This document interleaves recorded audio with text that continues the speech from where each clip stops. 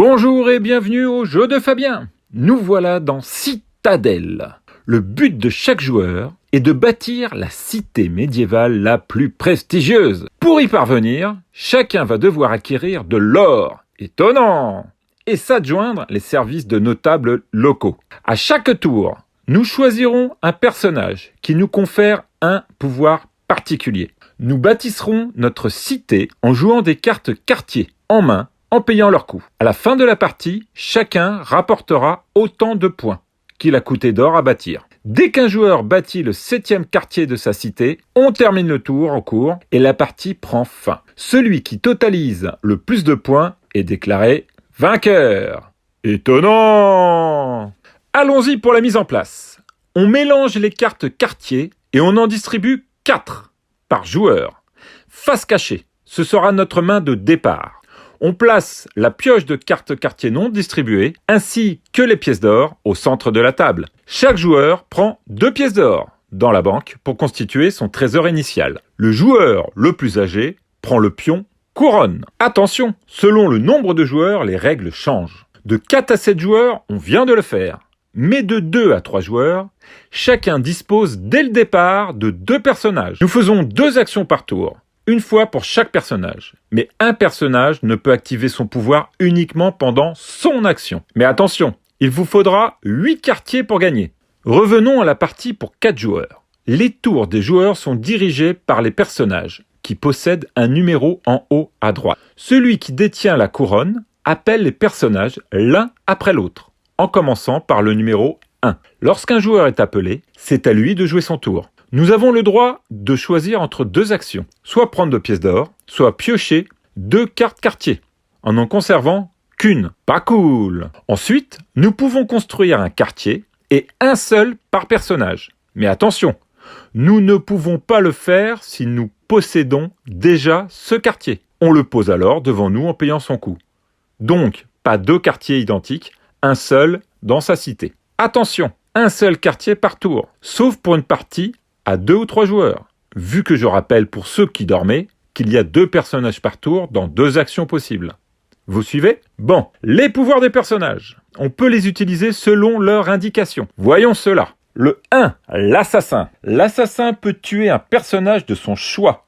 Celui-ci ne jouera pas durant ce tour. Ça, c'est sauvage. Le voleur, numéro 2. Le voleur peut voler le trésor du personnage de son choix. Ah, ça commence à m'intéresser. Il ne peut dépouiller ni l'assassin ni sa victime. Ouais, même pas drôle. Quand le personnage détroussé sera révélé, il donnera tout son or au voleur. Le 3, magicien. Au choix, le magicien peut échanger la totalité des cartes de sa main avec celle du joueur de son choix. Ou le magicien peut échanger des cartes de sa main, donc autant qu'il veut, contre le même nombre de cartes de la pioche. 4. Le roi. Le roi prend la couronne et choisira en premier son personnage lors du prochain tour. Chaque quartier noble dans sa cité lui rapporte une pièce d'or. C'est un bel avantage. 5. L'évêque. L'évêque ne peut pas être attaqué par le condottiere, sauf s'il a été assassiné. Chaque quartier religieux, de couleur bleue, dans sa cité lui rapporte une pièce d'or. 6.